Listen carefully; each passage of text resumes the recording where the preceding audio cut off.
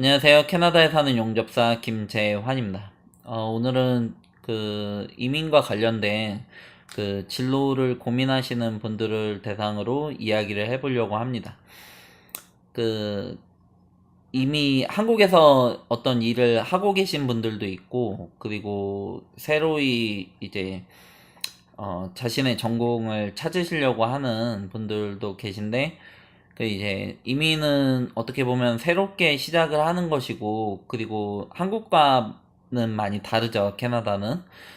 이제 다른 점 중에 하나가 언어가 다르고 영어를 써야 되다 보니까 영어를 쓰는 데 있어서 한계를 많이 갖기도 해요.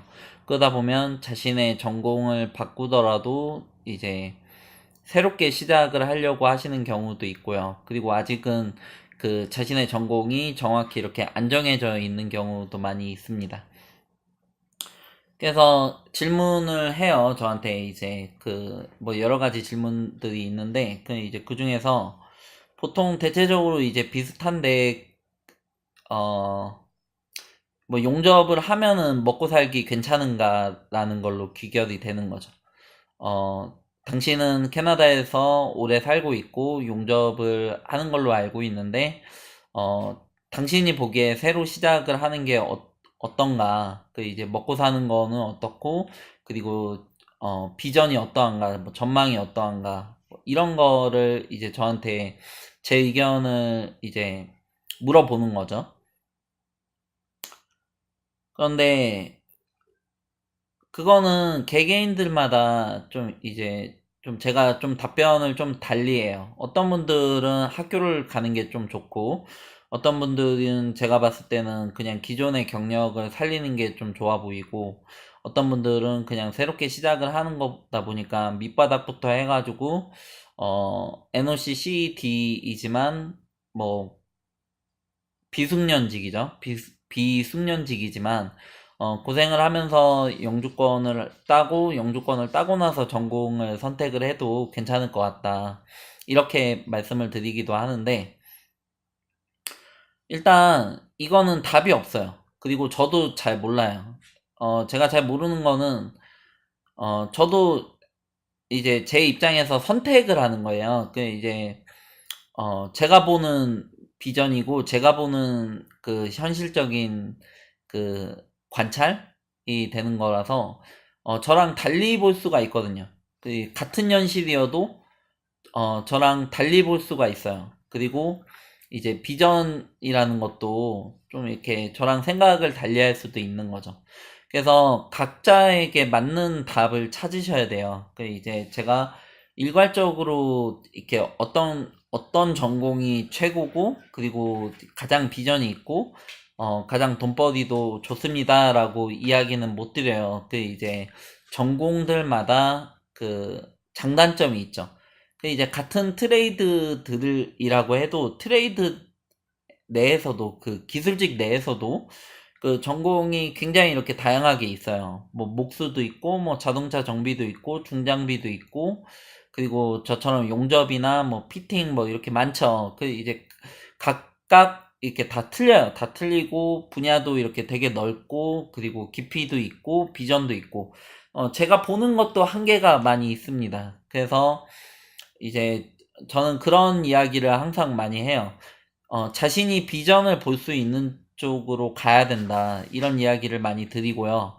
그리고 용접만 보는 경향이 있는 것 같아요. 제가 봤을 때는. 이제 그거는 용접이 최고라서, 용접이 정말 뛰어난 직종이라서라기보다는 광고가 잘 돼서, 광고를 많이 해서 그렇게 하다 보니까 용접을 접하게끔 되고, 그래서 용접과 관련된 전공을 생각을 하시는 분들이 많이 계신 것 같아요.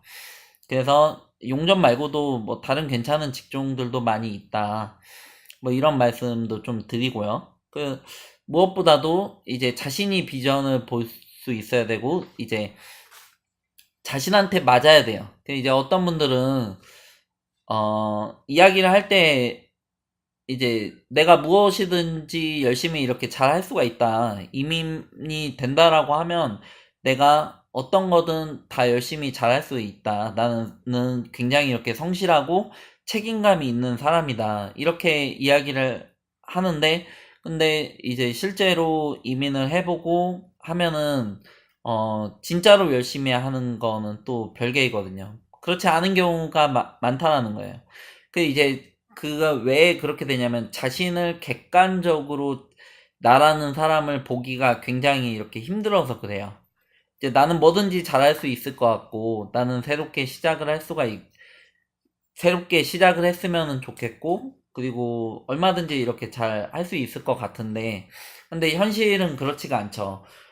열심히 하면은 잘 되는데, 그런데 이제 열심히 하기가 힘든 거예요. 그 비전을 보지 못하니까. 잘 안 될 것 같거든요. 그러면은 이제, 열심히 하기가 또 쉽지가 않은 거죠. 그러다 보니까 이제 자신을 아는 게 굉장히 중요해요. 그것도 이제 객관적으로 아는 게 좀 이제 중요하죠. 그 이제 객관적으로 열심히 할 것이고 이제 뭐 다 잘할 것이고 뭐 이렇게 이야기는 해요. 근데 실제로 와서 뭐 고생을 하다 보면 진짜로 열심히 하는 사람들은 그렇게 많지가 않거든요. 그 이제 여건상으로도 그렇고 그게 쉽지가 않은 거죠. 그래서 이제 내가 원하는 게 있어요. 그러면은 내가 원하는 거를 위해서 내가 얼마만큼 희생을 할 수 있을 것인지에 관해서 생각을 해보셔야 돼요. 보통은 그렇게 재산이 많은 것도 아니고, 그렇게 영어를 잘 하는 것도 아니고, 그리고 뭐 기술이 엄청나게 이렇게 뛰어나지도 않고, 이런 상황에서 이민을 합니다. 그 이제 그런 경우가 많죠. 그러다 보면 선택이 한정이 되어 있을 수밖에 없어요. 이제 자신이 선택을 할 수 있는 거에 대해서. 아무것도 없는 상황에서 출발을 한다라고 하면, 그러면 마음가짐과 태도만큼은 내가 무엇이든지 다 할 수 있다라고 생각을 하고 출발을 하셔야 돼요. 그렇지 않으면은, 내가 가진 돈이 있는 것도 아니고, 그리고 내가 기술이 이렇게 뛰어난 것도 아닌데, 그러면은 이민을 하기가 정말 쉽지가 않은 것이죠. 뭐 그런 것 같아요. 그러니까 이제 자신을 객관적으로 아는 게 이제 좀 많이 중요하죠. 내가 이민을 얼마큼 원하고, 내가 이민을 하기 위해서 얼마만큼의 노력을 할 수가 있고, 희생을 할 수 있을 것인가. 이거를 좀 진지하게 고민을 해보셨으면 좋겠습니다. 그리고 이거 또 좀 연결되는 이야기인데 현실적인 고려가 필요해요. 그 이제 그 가지고 있는 자원이 풍부하지가 않으면 그러면은 이제 내가 선택할 수 있는 게 많지가 않아요. 이제 돈이 없는 상황에서 학생을 선택을 하는 게 쉽지가 않고, 그리고 기술이 없는 상황에서 트레이드를 선택을 하는 게 쉽지가 않죠. 그러려면은 이제 시간이 걸리고 뭐 이렇게 되는데, 그런데 이제 시간을 조금 이제 오래 가지고 가면서 계획을 세워서 그 꿈을 가지고 이제 그 꿈을 실현시켜 나가는 사람들은 정말 적은 것 같아요. 그게 정말 쉽지가 않아요. 근데 저는 그것보다는 지금 당장 할 수 있는 일, 그리고 지금 당장 시작을 할 수가 있으면은 당장 시작을 하는 거를 추천을 드려요. 그리고 이제 그게 안 된다라고 하면 뭐 예를 들어서 뭐 학교를 들어가야 돼서 내가 돈을 모아야 된다. 그러면은 이제 기왕이면은 자신과 관련된 그 자신이 하려고 하는 전공을 한국에서부터 준비를 하셔도 되고, 이제 그렇죠. 그래서 지금 당장 할 수 있는 일에 초점을 많이 맞추기를 원합니다. 뭐 예를 들어서 내가 이제 이민을 하기 위해서 1년 동안, 2년 동안 준비를 하고 뭐 이민을 하려고 입국을 했다라고 가정을 해봐요. 그러면은 어느 정도 돈도 모아놓고, 그리고 그 영어도 준비를 하고 뭐 기술도 쌓았겠죠. 그런데 1, 2년이라는 시간 동안에 쌓을 수 있는 영어 실력이라고 하면 와서 유창하게 못해요, 절대. 그 이제 일반적인 경우에요. 일반적인 경우에. 그 1, 2년 동안 이민을 하려고 준비를 했는데 그냥 2년 전보다 조금 나은 정도? 한 50, 그래봐야 어차피 50보 100보예요. 뭐 영어 유창하게 나오는 것도 아니고요. 그리고 뭐 이렇게 제대로 의사소통이 되는 것도 아니고. 근데 그런 것보다는 차라리 2년 전에 그냥 들어와서 이제 영어를 한번 써보고, 아, 내가 영어를 이제 좀 많이 필요하구나를 빨리 느끼는 게 훨씬 더 좋습니다. 먼저 부딪혀 보는 거죠. 많이 부딪혀 보면 볼수록 아, 내가 어떻게 해야 되겠다라는 거를 조금 더 구체적으로 가져갈 수 있어가지고 그래요. 그래서 내가 이제 햄버거 가게 가서 햄버거도 좀 시켜보고, 그리고 구직을 하려고 가서 이렇게 말 한마디 안 되는데 이렇게 버벅버벅 대면서 이렇게 말도 좀 해보고, give me a job. 뭐 이렇게 그냥 I need to work. 굉장히 이렇게 심플하게라도 써보는 게 낫다라는 거예요. 그냥 공부만 하면서 준비를 한다라고 하는 거는 이렇게 와서 그렇게 막 대단한 차이를 나타내지 않습니다. 그 이제 자본금 같은 경우에도 마찬가지예요. 이거는 학생으로 가느냐 아니면은 취업 비자로 가느냐 뭐 워킹 홀리데이로 가느냐에 따라서 다르겠지만, 워킹 홀리데이로 시작을 할 수 있다라고 하면 일을 하면서 할 수가 있는 거라서 어 그렇게 많은 돈이 필요하지는 않아요. 근데 학생이라고 하면 어느 정도 비용이 필요한데, 그런데 그 뭐 학비랑 생활비까지 전부 다 마련을 하고 여기에 이민을 오려고 하면 그 시간이 엄청 이렇게 오래 걸리죠. 근데 그거를 계획을 잡고 한다라는 게 정말 쉽지가 않습니다. 해보신 분들은 아실 텐데, 이제 한 3년? 2년, 3년에 어떠한 계획을 잡고 내가 무언가를 꾸준히 한다라는 게 정말 쉽지가 않죠. 근데 그것보다는 지금 당장에 급한 일, 그 당장에 급급한 일들을 처리를 하면서 실력을 늘려나가는 거를 추천을 드려요. 이제 그런 단기 목표랑 환경에 자신을 던지라라는 이야기를 하시는 거예요. 특히 젊은 분들일수록 더더욱 그거를 추천을 드려요. 그러다가 나중에 내가 정말 필요하다라고 하면 그건 그때 가서 학교를 들어가셔도 되고, 그 이제 그때 가서 다른 방법을 찾으셔도 됩니다.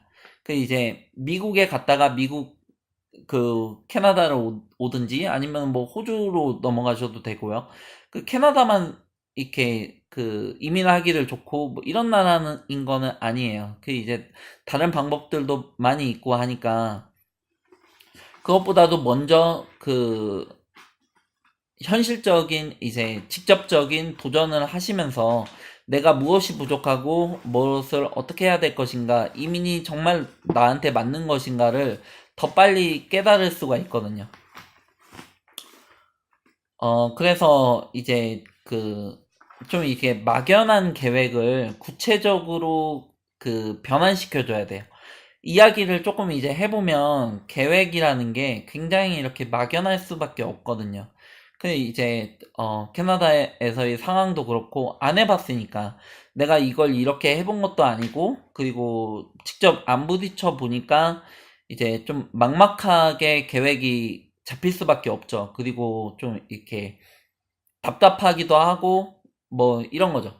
그 실제로 이렇게 그 어느 정도 들어와서 입국을 해서 뭐 일도 잡고 그러기 전까지는 걱정도 좀 많이 되고, 아, 내가 잘하고 있나 이런 생각들도 좀 많이 들고요.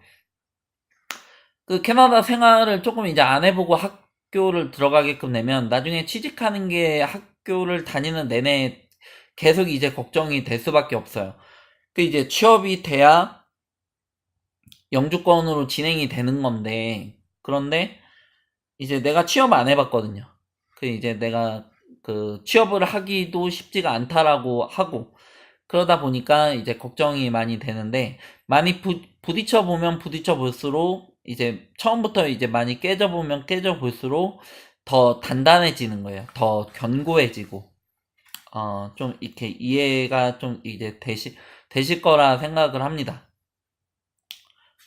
그 한 가지 예로 그 이제 처음에 와가지고 이제 이력서를 넣으라라고 했어요. 그 이제 그냥 지금 현재 가지고 있는 경력을 가지고도 이민에 근접해 계신 분들이 되게 많아요. 그런데 내가 영어도 해야 되고 뭐 그 자본금도 좀 어느 정도 좀 많이 준비를 해야 될 것 같고, 그리고 기술도 훨씬 더 많이 쌓아야 될 거다 뭐 이렇게 생각을 하는 경우가 많이 있는데, 근데 지금 현재 가지고 계신 것들만 가지고도 이야기를 해보면 이민에 근접해 있는 경우가 굉장히 이렇게 많습니다. 제가 봤을 때요. 제가 이제 그 상담을 원하시는 분들과 대화를 해봤을 때 그런 경우가 되게 많아요. 그래가지고 이제 근데 어떻게 연결시키는지를 잘 몰라요. 어떻게 하면 내가 취직을 할 수가 있는지. 그래서 그것과 관련된 팁을 조금 이제 드리자면, LMIA를 받는다라는 거는 조금 이제 쉽지가 않아요. 회사에서 조금 이제 번거롭다 보니까 비용도 들고 서류 업무 절차도 진행을 해야 되고, 그러다 보니까, 그리고 대도시들 같은 경우에 주요 대도시에서는 LMIA가 반드시 내줘야 될 필요가 없어요. 왜 그러냐면은 캐나다인들 중에도 그 일할 사람을 쉽게 찾을 수가 있으니까. 그러니까 이제 결국 그런 일자리들은 외곽 쪽에서 많이 일어나거든요. 그러다 보니까 한정이 될 수밖에 없어요. 그 이제 외곽 쪽에 LMIA를 내주면서까지 취업 비자를 신청을 하면서까지 외국인 노동자를 써야만 되는 경우, 그럼 캐나다인들을 구하기가 어렵다라는 이야기죠. 외국인 노동자를 쓴다라고 해도 캐나다인들과 비교를 해서 임금을 낮게 주면은 안 되거든요. 그 임금을 맞춰줘야 되는 거니까 편법을 쓰거나 아니면은 그다지 큰 메리트가 없는 거예요. 그 이제 캐나다인들을 쓰는 게 더 나은 거죠. 아니면은 두 명 쓸 거를 한 명을 쓰면서 시급을 더 낮게 준다라든지, 뭐 이렇지 않고서는 그다지 큰 메리트가 없는 겁니다. 그런데 워킹홀리데이라는 오픈 비자를 받게끔 되거나, 아니면은 이제 내가 배우자가 있어가지고 본인이나 배우자가 이제 학생 비자나 워크 퍼밋을 받게끔 되면, 그러면 이제 다른 배우자는 오픈 워크 퍼밋을 받을 수가 있어요. 그러면 워크 퍼밋이 오픈으로 나오면 내가 직종에 상관이 없이 일을 구할 수가 있는 거니까 영주권자랑 거의 동일한 거예요. 그런 상황에서 그 이제 일을 구한다라고 하면 캐나다 내에서의 경력과 학력을 요구를 하기도 하고, 그리고 이제 자격증을 요구를 하기도 하는데, 세이프티 관련된 자격증들은 반드시 있어야 되는 자격증들이 있고요. 근데 그거는 교육기관도 그렇게 많지가 않고 그렇게 엄청나게 많은 게 아니에요. 공사 현장을 예로 들면 CSTS 정도가 일단은 기본이고, 그리고 나머지는 따놓으면은 좋은 것들이에요. 근데 그런 게 없다라고 해서 내가 레이블로 취직을 하는 데 있어서 안 되는 것들은 아니거든요. 그 이제 용접사라고 하면 저니맨 자격증이랑 비프레셔 자격증이 있죠. 그 일단은 그게 기본인데 CWB만 가지고도 취업을 할 수도 있어요. 그 이제 근데 이제 내가 CWB도 없다. 그리고 CSTS도 없다. 그런데 이제 지원을 했어요. 그럼 그쪽에서 이제 물어보겠죠. 너 CWB 가지고 있냐? 저니맨 자격증을 가지고 있냐? 아니면 CSTS를 가지고 있냐라고 하면, 그럼 이제 나한테 필요한 게 CSTS구나라는 거를 알 수가 있는 거죠. 그 이제 거기에 답변을 해줄 수가 있어요. 그 이제 내가 CSTS는 없지만 내가 CWB는 없지만 어떻게 준비를 해가지고 내가 언제까지 이거를 따고 다시 너한테 지원을 했으면 한다. 이렇게 이야기를 해볼 수가 있는 거예요. 한국에서의 경력이 여기에서 거의 그대로 변환이 될 수가 있어요. 물론 이렇게 조금 이제 많이 다르기도 하고 영어를 써야 되는 단점이 있지만 그거를 이제 계속 시도를 하면서 영어를 늘려나가는 점도 있고요. 그래서 당장에 그 구인 사이트를 보면, 그러면은 내가 이게 없는데 그러면은 이제 그럼 지원하면 안 되는 거 아닌가? 그런 거 상관없이 그냥 이렇게 쭉 지원을 하시면 돼요. 키지지도 그렇고 뭐 인디드도 그렇고 뭐 크레이그 리스트, 그쪽도 마찬가지고, 이제 그쪽에서는 당연히 좋은 인재를 뽑으려고 하는데, 없으면은 그냥 이제 지원한 사람들 중에서라도 골라야 되는 거다 보니까, 지원한 사람이 아무도 없으면은 이제 저한테도 기회가 올 수가 있는 거예요. 그래서 이제 취업을 하게끔 되면 그다음부터는 조금 더 이제 자세히 알게끔 되는 거죠. 내가 일을 잡기 위해서 어떻게 해야 되고, 그리고 나한테 무엇이 필요하고, 내가 어떻게 해서 일을 잡았다라는 것을 더 잘 알 수가 있습니다. 같은 용접사라고 할 때, 저는 여기에 있고, 그리고 한국에서 새로 온 용접사라고 할 때, 저는 절대 그분을 이길 수 없는 게 한 가지가 있어요. 그게 뭐냐면, 간절함이에요.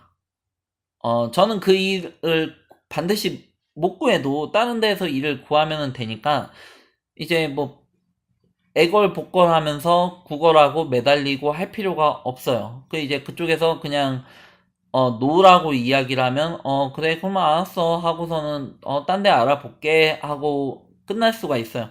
그런데 그때 당시에, 제가 처음 올 때 당시에, 그리고 지금 처음 오시는 분들의 간절함은, 제가 흉내를 낼 수가 없는 거죠. 그거는 진짜인 거고, 저는 흉내를 내는 거니까. 그 입장이 될 수가 없는 거예요. 무슨 얘기인지 아시겠죠? 그게 무기예요. 그 이제 젊은 사람들의 패기와 열정은, 그리고 그 이민에 관한 간절함은 그때밖에 가질 수 없는 강력한 무기가 됩니다. 그래서 이제 그거를 믿고 무모하게 도전을 해보면서 많이 깨져가면서 그 견고해지고, 그리고 단단해질 필요가 있어요. 뭐 저라고 안 깨졌겠어요? 아니에요. 많이 깨져요. 그리고 유튜브 할 때도 이제 많이 실망도 하고, 그리고 저도 못하는 게 되게 많아요.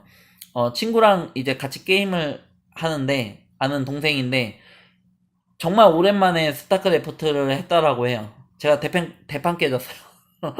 저는 이제 종종 하는데도 불구하고. 못하는 게 많은데, 못하는 게 중요한 게 아니에요. 그리고 이제, 내가 지금까지 안 해왔던 게 중요한 게 아니에요. 내가 할 생각이 있냐 없냐가 중요한 거죠. 내가 도전할 생각이 있냐 없냐. 이게 중요한 거죠. 영어 같은 경우에는 그 이제 NOC CD에 있어서 많은 부분에 있어서 그 이제 IELTS로 4.0, 5.0을 요구를 할 때가 많이 있어요. 물론 점수가 높으면은 당연히 더 좋죠. 그런데 영어 점수 4점, 그 IELTS 4.0, 5.0은 베이직이에요. 베이직이라는 이야기는 그냥 기본적으로 그 기본 의사소통을 이야기를 하는 것이에요. 대학을 간다라고 하면 IELTS 6.0, 6.5 정도가 필요하죠. 그거는 어느 정도 그 학문을 하기 위해서, 공부를 하기 위해서 영어가 어느 정도 유창해야 된다라는 이야기가 되는 거죠. 그러니까 중급 정도는 돼야 되는 거예요. 그래야 영어로 그 대학 수업을 따라갈 수가 있으니까 하는 그런 거죠. 그런데 4.0, 5.0을 만든다라고 하는 거는, 그러면 따로 공부를 안 하고 직접 이제 일을 구하면서, 그리고 이제 일을 하면서 외국인들을 만나면서 뭐 마트에서 장을 보고 햄버거 가게에서 햄버거를 사면서 하는 기본적인 의사소통을 가지고도 나올 수 있는 점수가 그 점수예요. 그런 점수를 쌓는데 가장 좋은 게 무의식의 힘을 이용하는 거예요. 그 이제 내가 급하면 내가 모르는 영어가 나오는 거예요. 어디선가에서 들었던 내 안에 잠재되어 있는 무언가가 나오는 거죠. 손짓 발짓이라도 하게끔 되고, 안 되던 발음이 갑자기 돼요. 급하니까. 그 이제 급하니까 김미 워크가 되는 거예요. 김미 워크, 김미 머니. 내가 일을 구한다. 그러면 의사소통이 된 거예요. 그 이제 그 정도만 해도 충분한 겁니다. 그걸 위해서 2년 동안 영어 공부를 하면서 문장을 만들고 하는 거는 뭐 나쁘지는 않지만, 그거를 해가지고 그런 것보다는 빨리 부딪히는 게 훨씬 더 효율적입니다. 지금까지 이제 진로에 관한, 그리고 이제 처음 시작하는 분들을 위한 그 이야기를 해봤습니다. 지금까지 들어주셔서 감사하고요. 도움이 되셨으면 좋겠습니다. 감사합니다.